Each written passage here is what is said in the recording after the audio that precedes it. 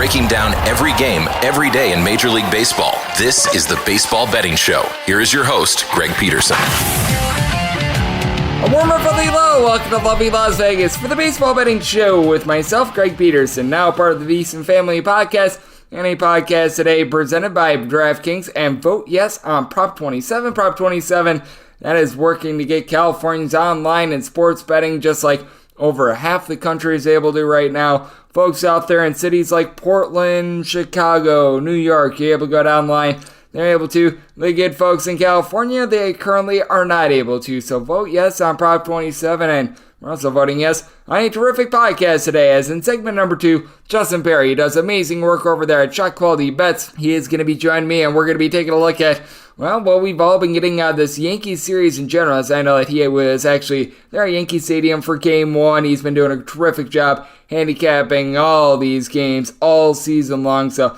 gonna get some of his general takeaways there. We'll dive into some of the games for Saturday, a little bit mysterious as to what we're going to be able to get out of the Phillies, just because as we did the interview with him, the Phillies were still a little bit TBD in terms of their pitcher, but especially on the American League side of things, we will have you guys chock full of great information there. And then in the final segment, going to give you guys picks and analysis on all 4 games on the betting board for this MLB Saturday as we touch them all. If you do have a question, comment, segment idea, what have you for this podcast, you do have one of 2 ways to be able to fire those in. First one is my Twitter timeline at unit_81. Keep in mind, letters EM. Naming does not matter, so as per usual, please send these into the timeline. And the other way, that is via an Apple Podcast review. If you rate this podcast 5 stars, it is very much appreciated. And then from there, you're able to fire in whatever you'd like to hear on this podcast via that 5-star review. Did not get in any Twitter questions today, but we had an awesome day of baseball on Friday. Let's take a look back at it, try to find some trends, and try to get to know these teams a little bit better. Games from yesterday is Greg buzzing about. Here is the rowdy recap. The Cleveland Guardians show resilience. They get it done in 10 innings, 4-2 the final, as the New York Yankees, they get a pair of runs in the first inning off of a Giancarlo Stanton home run, and then things went awry from there. Yankees go 0-7 with men in scoring position, 11 men stranded as a whole, as Nestor Cortes, he did give up a home run in this one, but not a bad start. 2 runs surrendered in 5 innings. He did allow a home run to Ahmed Rosario, his first home run season, but something we're going to talk to Justin Perri about is starters becoming relievers in the postseason and coming out of the bullpen, as, in my opinion, that costed the Yankees in this one. Jameson Taillon, he comes in the 10th inning, allows 2 runs, 3 hits without getting a single out. Now, a few of those were bloopers. The Josh Naylor hit, that was nailed pretty hard, as prior to that, you had Wandy Peralta lend a scoreless inning. Clay Holmes, Lou Trevino, they both gave a pair of outs out of the bullpen, and Jonathan Loaizaga, 1 2/3 innings scoreless, and then Clark Schmidt from there did get 3 outs in that 10th inning. But as the Cleveland Guardians have done all season long, they were nails with their bullpen. Shane Bieber, after giving up that home run to Giancarlo Stanton, nothing allowed from there. Trevor Stephan,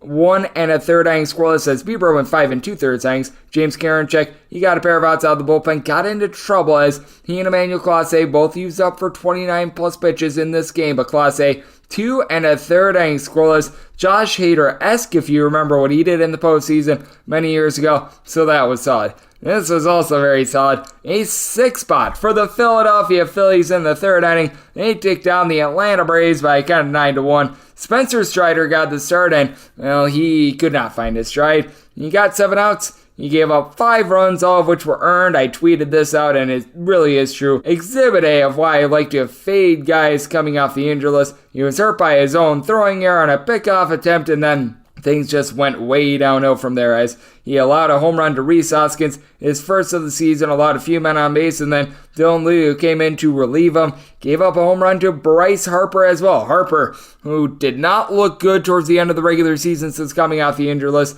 Now he's looking very, very good, as he had another 3 RBI game in this one, another multi-hit game, and then for the Atlanta Braves, for Lee, he gave up that 1 run in 2/3 of an inning. Jake Odorizzi had to come in long relief. That's never a good thing.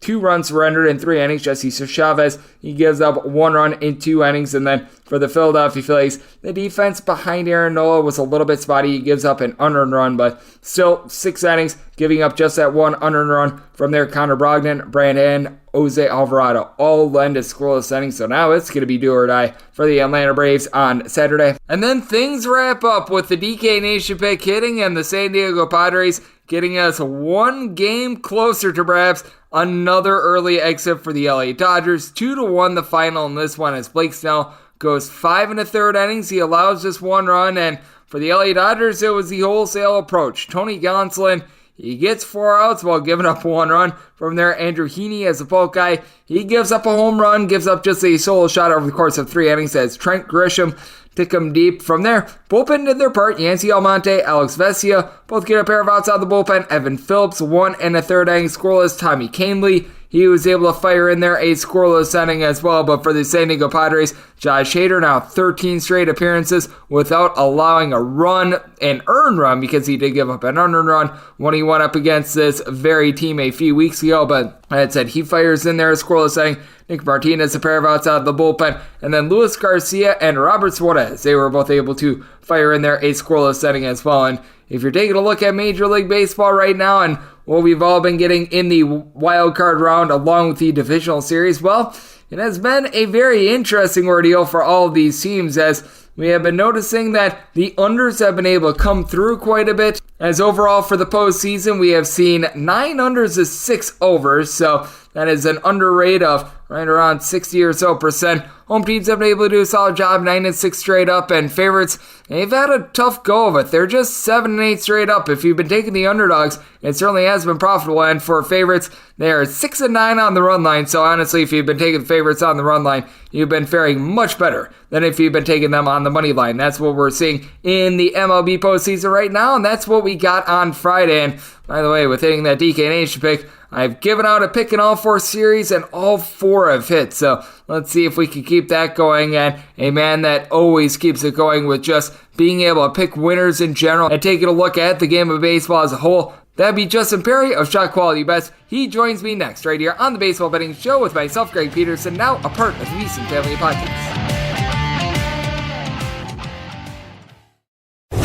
Breaking down every game, every day in Major League Baseball. This is the Baseball Betting Show. Here is your host, Greg Peterson. And we're back here in lovely Las Vegas for the Baseball Betting Show with myself, Greg Peterson, now part of the VSiN Family Podcast. And it is always great to be joined by our guest, as Justin Perri does an absolutely amazing job taking a look at so many different things over there at Shot Quality Bets. Does a great job handicapping the NFL, MLB, as he has done on this podcast all season, college basketball as well. I know that he does some work over there at Numbers Edge, which also helps out with sports simulations. And for those of you guys in the NFT game, he does great work over there at Collective XYZ. And to be able to follow Justin Perri on Twitter, that is his name, Justin Perri, last name spelled Perri, and then the letter and then the number 8 at the back half of that. And Justin, always great to have you aboard. Thank you. Hey, Greg. That list's getting a little long, man. I really appreciate the shout out to everything that I have going on. Excited to be here, talk a little playoff baseball. Doesn't matter if,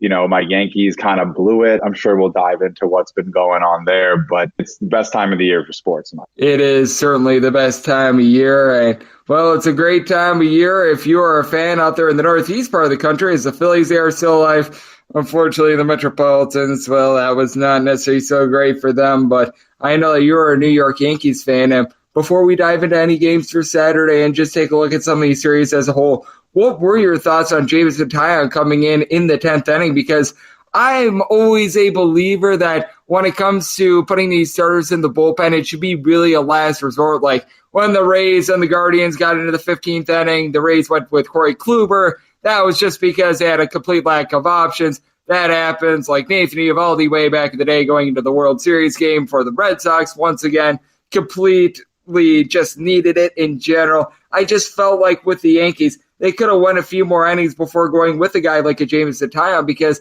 I always feel like being a starter is just so different to being a player out of the bullpen and those that are able to flip the switch and go from being a starter to a relief piece, I think that it's very special because we see a lot of these guys, like we've seen this postseason, flop. Definitely. And I was a little annoyed when I saw Tyone trot out. I mean, they only went through a few guys, right? Like you could have gone to Castro, you could have gone to Schmidt. I think that you have to take a look at that before making somebody who isn't a high tension relief guy, a big scenario guy into that. And we've seen the results across baseball. It's hard to change your job at the last minute. It doesn't really matter what you do. If you're sort of given a new assignment, it can be difficult. We don't really need to now see Tyone blow it in Cleveland, hopefully, as a starter. I was always kind of worried about his spot in this rotation if they used him, especially with the rain pushing this game to Friday. It's definitely a very interesting spot for the Yankees now. Obviously, at a disadvantage, need to take a game in Cleveland to stay alive.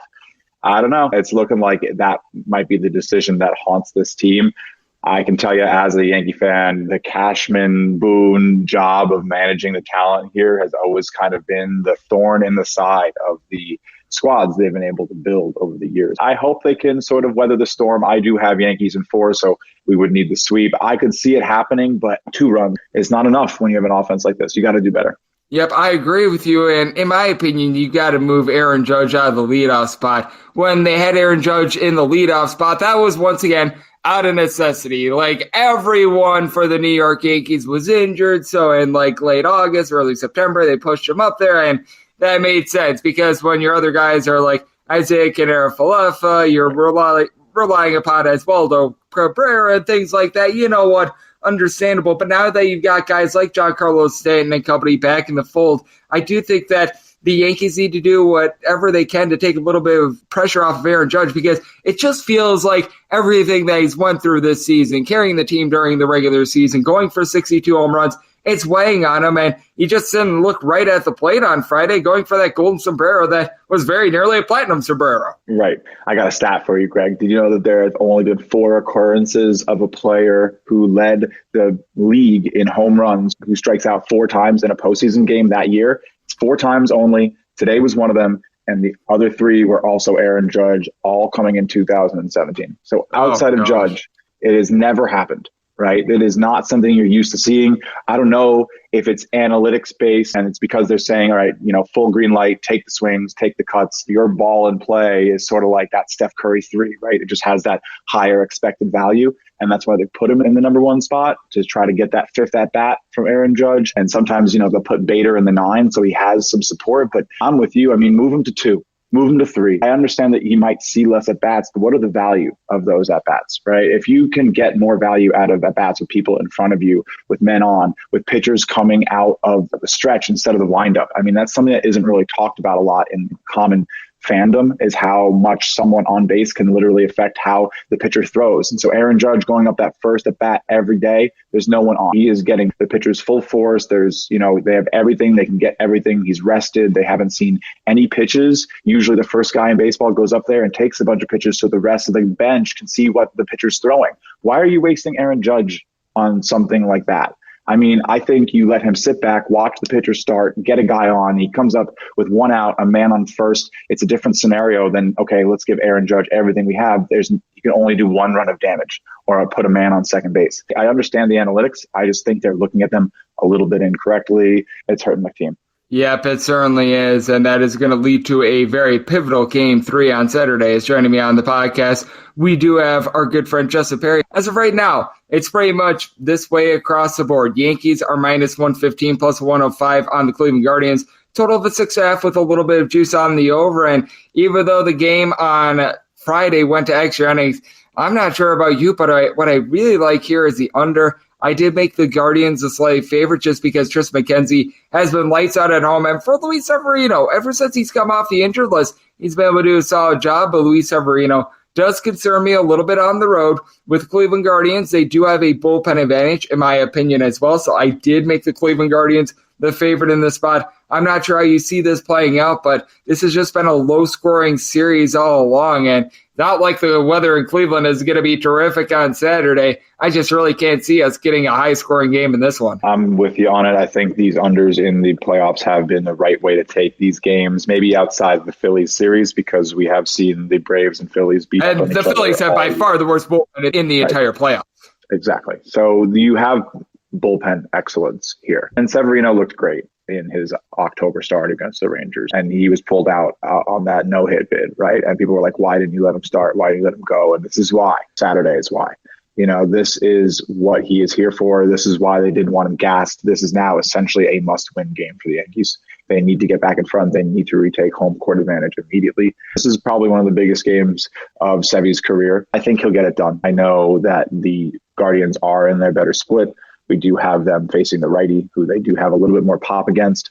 But I think Severino's looked pretty nice. I know he had a little bit of trouble with the Blue Jays, but that's one of the better, offenses in the league, even if they had a tough year. I think he probably gets it done. This is not going to be a tough pitching environment for him. This team isn't going to take advantage of his lower than average hard hit allowed rate. He still does have a really nice expected ERA for the entire season, doesn't allow high slugging rates, doesn't allow a lot of hit balls in play, and misses bats. He gets swings and misses. So I'm pretty excited for him to go. He's had his peak, right? He's 28 years old. He's been in the league for a while now, 7th year. I'm excited to see Luis Severino try to put it together and put the Yankees on his back.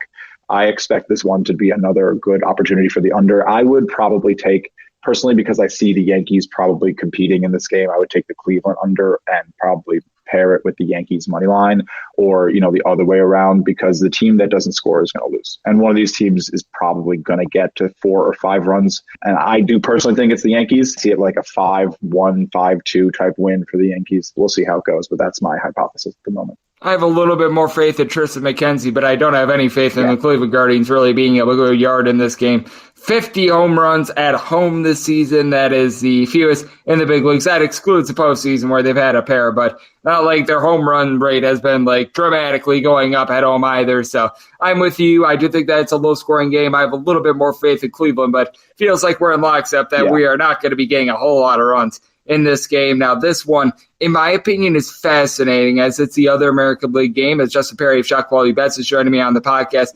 Lance McCullers Jr. goes for Houston. George Kirby on the bump for Seattle. Pick'em game between -105 to -110 both ways. Total on this game is 7. You're able to take a look at the Astros, and they've got all the world's momentum on their side. They ripped the soul out of Seattle twice, but we know that Seattle is going to be rocking in this game. It is their first home postseason game since Ichiro Suzuki was a rookie, which that just feels wrong coming out of my mouth. It has been that long, and George Kirby is going to be on the mound. And what I think is the key here is, can Seattle be disciplined at the plate? Lance McCullers Jr. is giving up right around 4 walks per 9 innings, because I think that that's the key, because I see another low-scoring game here. I lean towards the under, but I think the big thing for Seattle is not trying to do too much at the plate, a team that they really don't do a great job of being able to put the ball in play, draw those walks, try to get that one big hit to push themselves over the top. I'm with you. George Kirby, 4 years old when the Mariners played that game. It's crazy. And now he has them on his shoulders, their last hope for their postseason run that's sort of been unbelievable. Met with a dagger to the heart with a Yordan Alvarez monster slam out of the park, with one of the hardest hit baseballs maybe ever.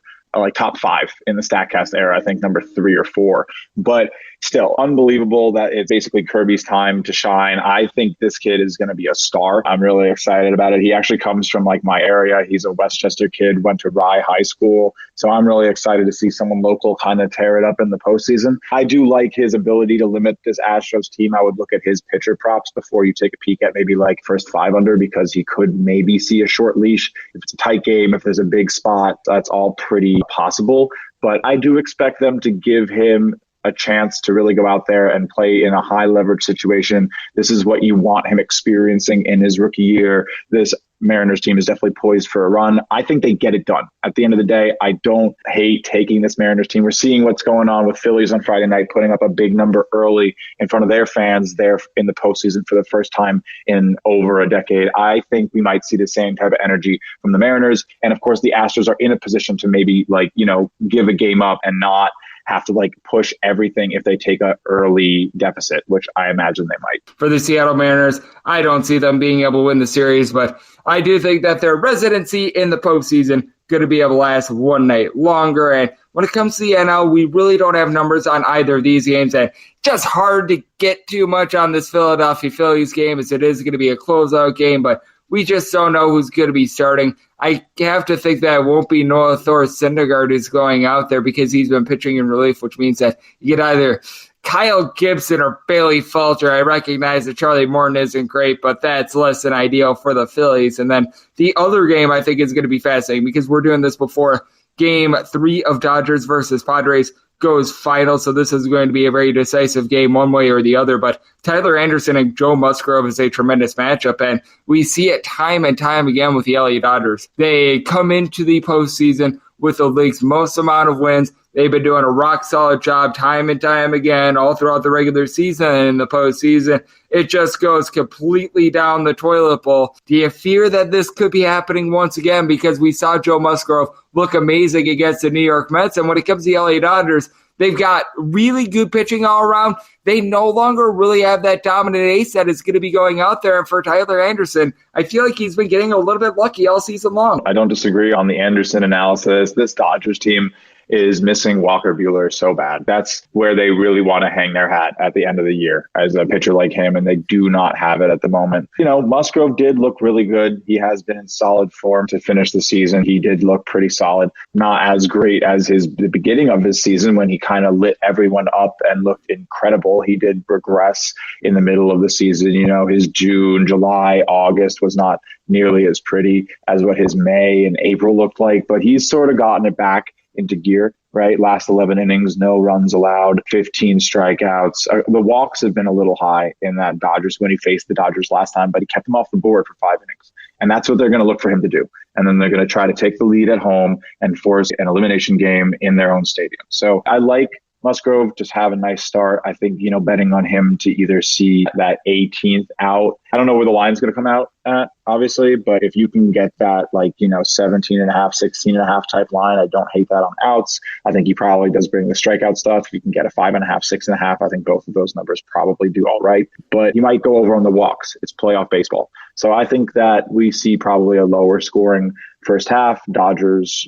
maybe falter. I could see Anderson struggling. So we'll see how it all goes. But I do like backing Musgrove, maybe taking out the offense on the Padres side because you just never really know what's going to happen with that. Yep, absolutely. And when it comes to my personal handicap of this game, I made the Padres the slightest of slight favorites. So we shall see if that's going to be able to hold up. And if we get another total as north of 7, like we were seeing on Friday, I'll be willing to take that under as well. And Justin, I know you're doing a great job getting set for what is going to be a great college basketball season. You do a great job week in and week out when it comes to handicapping the NFL and MLB, and I know you've joined me quite a bit on VSiN. You always do a great job on that network as well, so let the good people at home know they're able to follow you on social media and everything that you've got going on in general. Yeah, my pleasure, Greg. Thank you. So, you know, my big focus right now is definitely preparing for the college basketball season. What we're developing over at Shot Quality Bets is honestly some of the most exciting stuff I've ever been able to help with.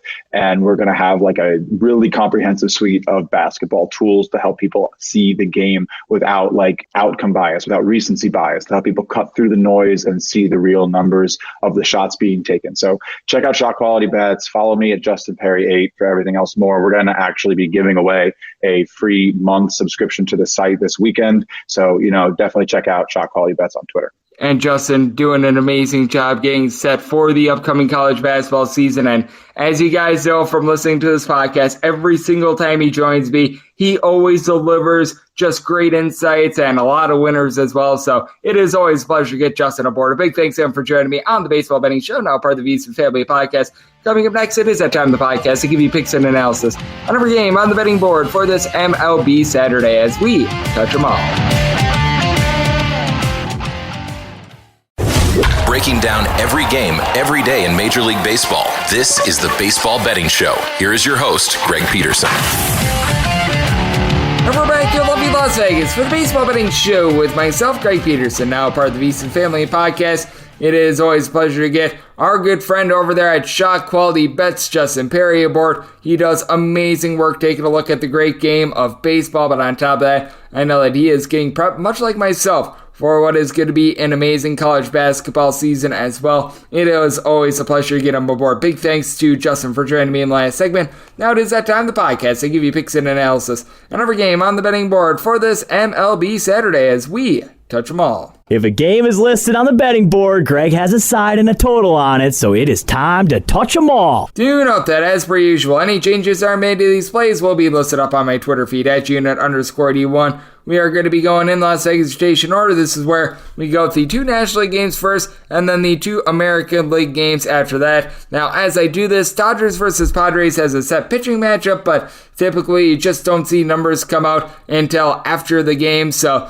I am going to be doing this without a set line yet for Dodgers versus Padres, but I've got my handicaps, so I'll tell you where I see value, and then once you get the openers in the AM, we're going to be able to find some winners from there. So let's start with 901, 902 on the betting board, which is also the DK Nation pick, the Atlanta Braves. They're facing off against the Philadelphia Phillies, as it is going to be Noah Syndergaard going for the Phillies. Charlie Morton is going to be on the bump for the Bravos, and the Braves are between minus 116 and minus 120 favorites, and between plus 106 and plus 110 is the number on the Phillies. 9 is the total, overs anywhere between minus 105 and minus 115, and that is where the DK Nation is going to be. I'm going to be taking a look at this total under now. I do recognize that with Charlie Morton, he has had his issues on the road this season. A 5.72 road ERA compared to a 3.05 home ERA, having given up 16 home runs in 83 and a third innings on the road, so about 1.7 home runs per 9 innings, but I do think that this is going to be a start where he is going to be able to excel. He's been able to pitch in a lot of big games in the past, and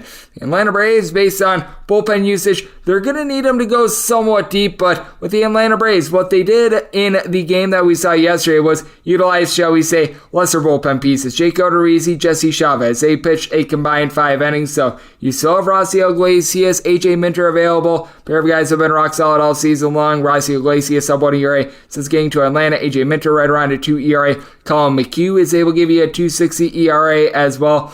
Even Jackson Stevens, if you need a little bit of length, which I would be a little bit of a last resort, he is there for you as well. So the Braves bullpen still rock solid in this circumstance. Now, I will say for the Phillies, they have gotten to Charlie Morton this season a little bit north of a 4 ERA when he has faced off against the Philadelphia Phillies this season. And for Noah Syndergaard, he's always been a little bit better at home than when he has been on the road. It's been a little bit touch and go for him ever since he has gotten to Philadelphia. In 10 total appearances, 9 starts, a 4.12 ERA. And the big thing for Noah Syndergaard this season is that the strikeout numbers are down. He has only been able to get right around about 6.5 strikeouts per 9 innings. Has been able to do a good job in terms of command, though. He's given up a little bit over 2 walks per 9 innings, so you know that he's going to be able to do a solid job there. Coming in the last 30 days, which is 1 relief appearance and 3 starts, posting up a 3.20 ERA. So I do think that he's going to be able to come in, hold down the fourth. The Braves have not seen him all season long, and for the Philadelphia Phillies, because they really had blowout city yesterday, they didn't have to trot out there more of their, shall we say, top-notch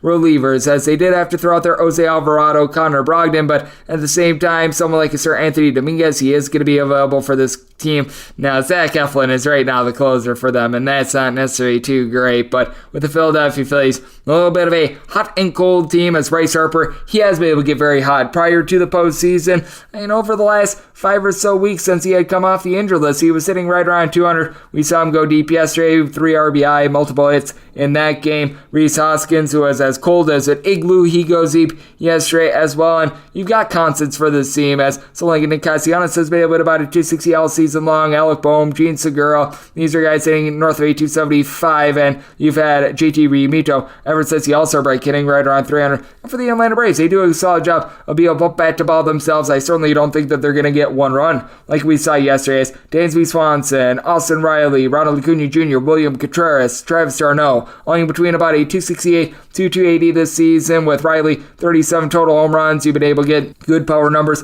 out of Dansby Swanson with over 25 home runs as well, but I do think that the Atlanta Braves, they're going to be able to get a good start out of Charlie Morton. Morton has had a little bit of a, shall we say, iffy season to say the least, but he has been able to come up big in these sort of spots, and I do think that he's going to be able to stymie the Philadelphia Phillies a little bit, which is why the DK Nation write-up is going to be on the under. I do think that the Atlanta Braves are going to do a good job of backing him up, and when it comes to Philadelphia Phillies Phillies as well. Would not be surprised if we see someone like a Bailey Falter come in long relief of Noah Syndergaard, because I've been noticing it with really both of these guys. When they go second, third time through the lineup, that's where guys really start to hurt them quite a bit. As a matter of fact, for Bailey Falter, he gave up 4 home runs and 153 at-bats. First time through the lineup, 11 bombs on 126 at-bats. Second time through, with the batting average going up by about 95 points. So Bailey Falter can probably come out of the bullpen, give this team some solid innings. I do think that the Phillies are going to pull out all the stops to try to be able to wrap this thing up. I don't think that they're going to be able to. I'm setting the Braves at a minus 126. I've got the Braves on the money line, but DK Nation right up. I do think that we're going to get a lower scoring game. I think that Charlie Morton comes up big, and I think that the Phillies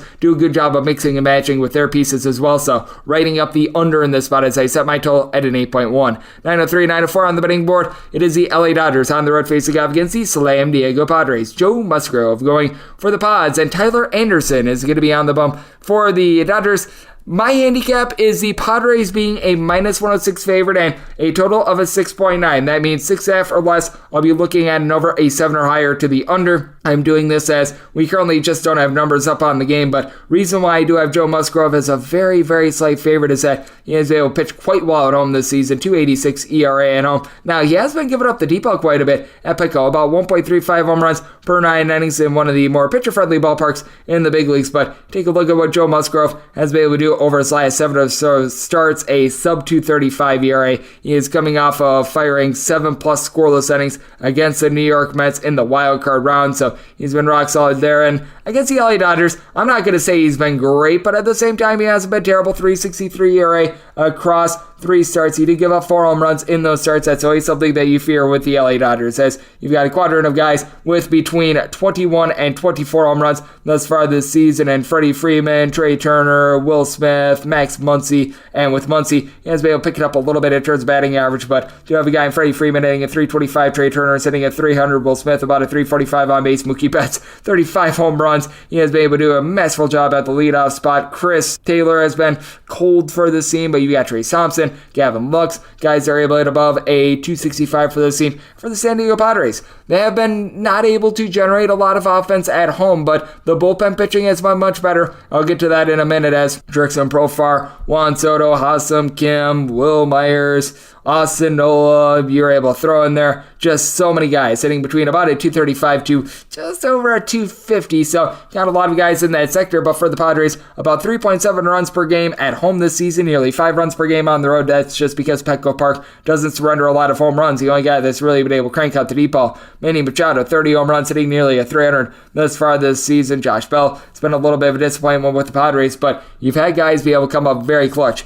in this bullpen. Robert Suarez all season long, a sub 3 ERA. Nick Martinez in the role of a reliever has been able to do a solid job as well. Wasn't able to find his footing as a starter, but someone that I'm starting to trust in a little bit more when he is coming out of the bullpen. You've been able to get really good results out of Josh Hader. Going into Friday, he had went 12 straight appearances without allowing an earned run. Tim Hill, a sub 3 ERA. And for the LA Dodgers, they certainly had to pull out all the stops in the bullpen yesterday, but got a lot of unsung guys that could probably come back today and do a solid job, and some of these guys didn't get used yesterday as well, like Evan Phillips, Alex Vesia, Yency Almonte. All these guys have been able to supply a sub 250 ERA this season. Tommy Kahnle, a sub 3 ERA. Bernardo Graterol's back at the full. Blake Trine, want to see a little bit more out of him. He's been injured for much of the season. Didn't necessarily look sharp on Wednesday, but that said, this is a Dodgers bullpen that is one of the deepest in the league. It had the best bullpen ERA in the National League all season long, so I do think that you get some good pitching there, but as I was alluding to with our good friend in Justin,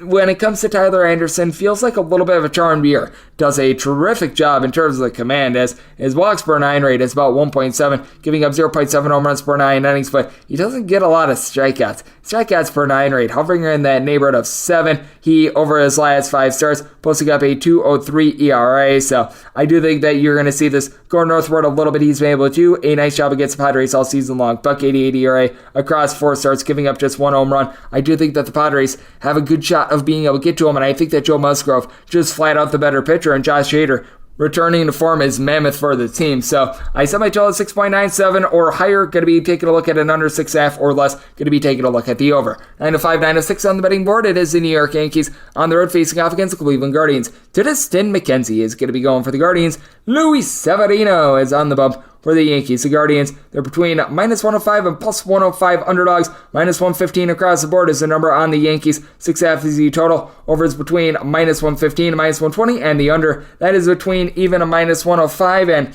I was talking about it with Justin. I have to disagree with him. I'm going to be going with the Cleveland Guardians. Tristan McKenzie has been lights out all season long at home, and really when it comes to Tristan McKenzie, towards the back half of the season is where he's really been able to gobble teams up, as overall for the season, a sub-3 ERA, and really his home run difficulties did come on the road. He gave up 18 home runs in 110 innings when he was on the road, so right around 1.5 home runs per 9 innings when he has been at home. This has shrunk to more around 0.8 home runs per 9 innings, but with Tristan McKenzie, big reason why he's been able to take off this season after last year, it was very touch and go, was the walks issues. He was giving up nearly 4 walks per 9 innings last season. You take a look at what he was able to do this season, and just nothing short of masterful, about 2.2, 2.3 walks per 9 innings, and the big thing for Tristan McKenzie is that he is coming in about as good a form as you could hope for a pitcher. Since the beginning of the month of July, he has made 17 starts, 2.19 ERA in this time span. I believe that he's given up 3 runs or fewer in all but darn near one of these starts, so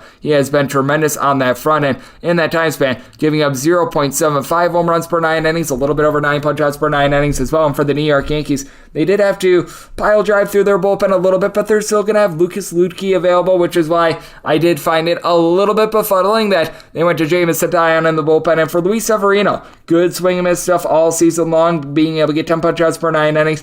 I felt like he should have been able to go for that no-hitter against the Texas Rangers. Personally, that's just me, but when it comes to Severino as well, he's been pretty much equal on the road compared to at home. 3.14 home ERA, 3.22 road ERA. He's been giving up a few walks, but it's nothing too bad. About 2.7 to 2.8 walks per 9 innings. Comes in good form. Really did not face off against the Cleveland Guardians all season long, so not a lot of familiarity for him ever since he's dealt with quite a few injuries the last few seasons. I do think that the Yankees are going to look a little bit better in terms of bats, but with Cleveland, it is a little bit colder there. It's been a pitcher-friendly ballpark all season long, and with Aaron Judge, he's just right now lost in the wilderness. He's got as many hits in the series as myself. Really, since he hit that home run number 60 and the chase for 62 was on, he has diminished a little bit. Now, you do have guys in Anthony Rizzo and Giancarlo Stanton that during the regular season combined 63 home runs. Both have a home run in this series, but both of these guys, coupled with Josh Donaldson, all hitting a 230 or lower. Oswaldo Cabrera has been a nice piece for the team, but he had a rough go of it yesterday as well.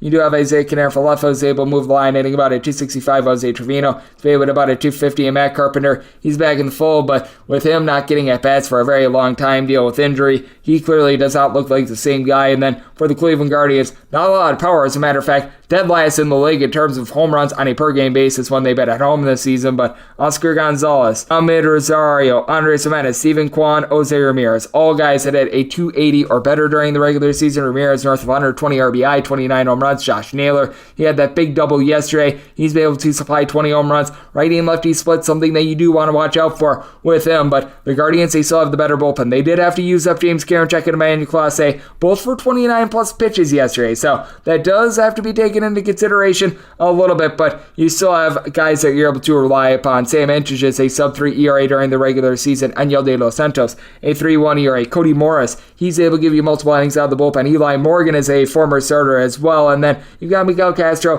when it comes to the New York Yankees as well, but they're really going to be relying upon being able to get some length out of Luis Severino in this game. I do think that the Yankees are going to be able to do so. I think that this is going to be another pitcher's duel in this ordeal. I just like the Guardians a little bit more, despite the fact that Clase and James Karinchak had a little bit of a workload yesterday. I think that McKenzie wins narrowly the starting pitching advantage against Luis Severino, and what I think is going to be a pitcher's duel. Set the Guardians minus 124, riding with the Guardians on the money line, and with my total, set it at 6.4, so you're at 6.5, looking under, and we wrap things up with 907, 908 on the betting board. The Seattle Mariners, they are going to be playing us, the Houston Astros. Les McCullers Jr. is going to be going for the Astros, and George Kirby is going to be on the bump for the Mariners. This is a pick'em game. Both of these sides are between minus 105 and minus 110. Total on this game is 7, under is minus 120, and the over is even. I'm going to be taking a look at the under. I set my total at 6.8. It's a pitcher-friendly ballpark, especially this time of year out there in Seattle. It's not necessarily as cold as a normal October day, but certainly not necessarily hot. But I do think that George Kirby going to continue to be pinpoint accurate. With George Kirby this season, it has been remarkable to take a look at. About 1.5 to 1.6 walks per 9 innings has been tremendous at home, 3.28 ERA. He has given up a little bit over 1 home run per 9 innings when he has been at home, with it being a little bit of a changing of the seasons that should be a help about. And for George Kirby, he's a rare guy that he is very much a strike thrower, but at the same time still gets good swings and misses. A little bit over 9 strikeouts per 9 innings. And with Lance McCullers Jr., I just don't know how deep he's going to be able to go in this game. Now, the good news for him is that he is backed up by the number 1 bullpen in the big leagues in terms of ERA. Ryan Stanek, Rafael Montero, both posting up a sub-3 ERA this season. They're without Seth Martinez right now, but by and large, this is a really good bullpen that you're able to rely upon. Heck, even Hector Neris had himself a nice go of it last few days. But that said, for Lance McCullers Jr., what has you concerned is the 4.2 walks per 9 innings. He posted up a 2.27 ERA across his 8 starts during the regular season, but that was with a 3.49 fielding independent. He got quite lucky on the balls that were put in play. He had to really strand a lot of guys on and on the road. He has had his struggles. 3.57 ERA, small sample size of 3 starts, 17 2/3 innings, allowing 2 home runs in that time span, but opponent's batting average went up by over 75 points when he was on the road, so that is going to be a little bit of an issue. Now, with the Houston Astros, they do have the better lineup in terms of just being able to move the line. They don't strike out a lot. Jose Altuve hit a 300 in the regular season. He and Kyle Tucker both hit between 28 and 29 home runs apiece. Tucker hitting right around 260 for the season. He had a home run back in Houston. Alex Bregman, he's been providing a 365 on base all season long. He had a home run in Houston as well. And then Yordan Alvarez, what more needs to be said? Right now, he's the hottest hitter on the planet going in this postseason. Pair of home runs in that series against the Seattle Mariners, pair of dust shots at that. But you have a couple guys like Alamendis Diaz, Trey Booba Mancini that have had a tough time moving the line. And for the Seattle Mariners, lowest batting average in the American League post All-Star break during the regular season. They've been able to hit significantly better here in the postseason. Here in the postseason, a 268. I do think that that's going to dry up a little bit. You do have some guys like Cal Raleigh, throw in there Jared Kelenic, Dylan Moore, guys like this, hitting at 225 or lower during the regular season. Carlos Santana certainly in that fold, and Eugenio Suarez, so 340 on base during the regular season. He had a home run back in Houston. You've been able to get some good production out of Ty France moving the line. He's hitting at 270, and really the guy that has come up big for this team all postseason long has been J.P. Crawford. He's had a couple nice hits, a little bit of a turn one out there in Toronto, but someone that does a solid job moving the line. And for the Mariners, they do back up George Kirby with a very good bullpen. Matthew Boyd, since he's come over with the team, he has been solid as he, Andres Munoz, Paul Sewald, Eric Swanson, Penn Murphy during the regular season, a sub-3 ERA. Now, Sewald does not look like himself. I have to be wondering if he's dealing with an injury. He's become a little bit unreliable, but Matthew Festa all season long, he's been able to do a solid job. Had a little bit of a early struggle, but he was able to pick it up late. Matt Brash is someone that they've sent to the bullpen. He's been able to do a rock solid job. I do think that the Astros still certainly going to win this series. I do think that Seattle's a little bit outgunned. I do think that George Kirby pitches a little bit better than Lance McCullers in this spot. I think that the walks issues are going to catch up to Lance McCullers, and what I think is going to be a well-pitched and low-scoring game out there in Seattle. Semi-total at 6.8, looking under, and with the Mariners set them at a minus 114, so looking at them on the money line, and that will wrap things up for the Saturday edition of the Baseball Betting Show, now part of the VSiN Family Podcast. Big thanks to Justin Perri of Shot Quality Bets for joining me in the last segment. If you do like what you're hearing from this fine podcast, the Baseball Betting Show, you're able to subscribe wherever you get your podcasts. Apple Podcasts, Google Play, Spotify, Stitcher, and TuneIn. If you've got a question, comment, segment idea, what have you for this podcast, you've got one of two ways we offer those in. First one is my Twitter timeline at unit_81. Keep in mind, letters CM, they mean does not matter, so as per usual, please do send these into the timeline. The other way is find an Apple Podcast review. If you rate this podcast 5 stars, it is very much appreciated. From there, you're able to fire whatever you'd like to hear on this podcast via that 5-star review. I'm going to be coming at you guys every single day throughout the baseball season. That means I'm coming at you guys once again tomorrow. Thank you so much for tuning in.